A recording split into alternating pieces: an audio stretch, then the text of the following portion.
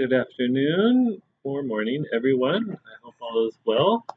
Leaders, today we are talking about the leadership development system. We're presenting this in January because it's time to start thinking about ensuring that we have our goals completed in EdReflect, that they've been written as SMART goals, and that we're starting to collect evidence on our growth goals so that we can ensure to ask for what we need, but also prove what we've done. You see here I have a quote from one of my favorite books, because this is what I feel leaders do. They model the way, they inspire vision, they challenge the process, they enable others to act, and they ultimately encourage the heart.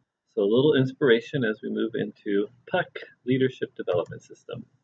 Our objectives today will be to articulate the metrics involved in the PUC Leadership Development System. We're going to ensure that you can articulate your goals through EdReflect, formerly Bloomboard. We are going to talk about evidence for individual goals, and then you're going to upload evidence aligned to the individual goals. Documents that you will need today, there are links in the Google Classroom assignment, but your leadership framework, the Leadership Development System Summative Conference Guide, and then our evidence guide. You can see I've given you steps on the intranet. It's under Home Office Shared Documents, under our Leadership Development System folder. We have a new folder, LDS 1617. Our Leadership Development System is based on our mission to develop and manage high-quality charter schools, to ensure college graduation for all our students, and to ultimately revitalize the communities.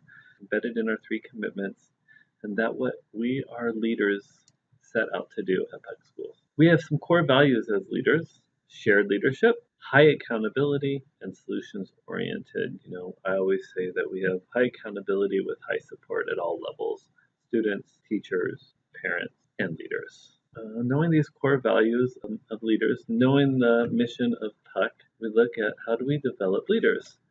So we have what is the Leadership Development System, very aligned to the Teacher Development System, created by leaders over a course of a couple years. Some people who are watching this may have been part of that process, and we continue to adjust. Last year we adjusted a little bit through our evidence guide, so each year we look at it to move and grow and make things better. You can see that we look at different parts. Our metrics per se: leader practice, which is your work with the teachers; your personal development, which is your growth goals; your work with families, which is evident in the family survey; and your schools or your students' academic growth and achievement. So you can see there's really 4 major metrics: a teacher survey that will give you data on your work with teachers, your growth goals, your personal development, the family survey, which gives you data on your work with families, and then data from SBAC and Lexile, academic growth and achievement. And side note on that, in previous years it's been mostly Lexile, and we may, as a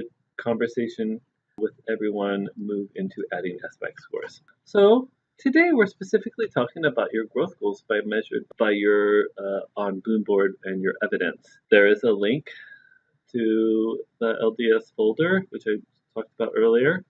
But if you notice, we're focusing on that because the rest of the data comes at the end of the year.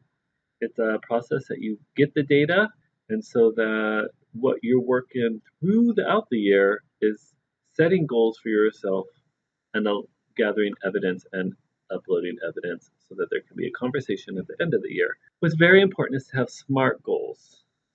You need to start with SMART goals so that you know what kind of evidence you are looking for throughout the year in order to upload. There's 6 domains by which you can choose your goals: data-driven professional development, which is really your teaching of the adults; effective talent management, which is the developing of adults; strategic intervention, which is our students; college-going school culture; operations; and then personal leadership. Usually operations is not part of your growth goals. It could be, but we tend to look at the other 5 domains as areas for growth goals. So I wonder where you are with your SMART goals. So on EdReflect, you need to go to EdReflect as a learner, and you go to your post-its, just like teachers do. And on your post-its, you click on View Details, and you say, hey, do I have my SMART goals written? And really, most specifically, is what was stated under the measurement. So your Bloomboard could look like this. If you notice, there's 3 post-its at the bottom of this page.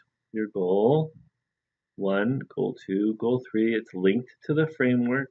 And if you notice at the bottom of the page, it says View Details. If you click on View Details, you would see your goal and then where you would write your SMART.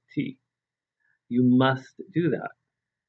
That is the only way to make yourself accountable to your goal, but it's the communication piece between you and your superintendent so that the superintendent can support you in reaching that goal. And also, when I spoke earlier about measurable, the M, it's super important because that shows you what kind of evidence you're going to be collecting. So if you haven't done that, let's start there. So you know your takeaway from today is to ensure that you wrote out your SMART goals. If you have done that, time to start adding evidence. You've been working since the summer. You've established goals. You've written out the SMART. You know what you would like to. So what you would do is go to your framework. For your indicator, look at levels 2, 3, and 4. If you look at your SMART goal, does the measurement align?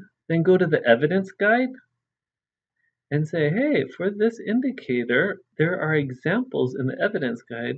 Do I have any of these things that I can use and upload right now? Because if you can, go to your current activities and add the evidence now. So at this point in time, you should all have current activities listed on your post-it page, the top right corner. I'll go back so you can see what it looks like. If you notice in the top right corner, it says current activities, growth goal 3, 2, and 1. If you click on those, it'll take you to a place where you get to upload documents. This is where you upload documents just like a teacher does. Upload documents. You can write comments. You can link it. This is where you get to prove what you have. So start adding evidence. So there's been 2 things so far. 1, do you have your goals? And did you write them as SMART goals? Number 2, can you add evidence? We have a lot of resources to help you with that. Now, ultimately, at the end of the year, we are going to review, like I said earlier, all the data comes at the end of the year for the 4 areas of the PUC LDS system. The summative conference, just like teachers have, will be a review of the data from your teacher survey, from your family survey, from the students' achievement and growth, and your growth goals. Those are the 4 areas. We'll have a narrative. The superintendent will write a narrative encompassing all those pieces, and we will discuss where you're at, and we will discuss goal setting for the next year.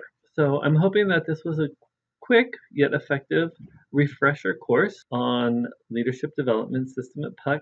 You have all the resources now. As always, your superintendents are here to help you with any part of the process. We are committed to your success, to your growth, to ensure that you become the best leaders you can so that we can fulfill those 1, leadership values, and number 2, the 3 commitments of PUC.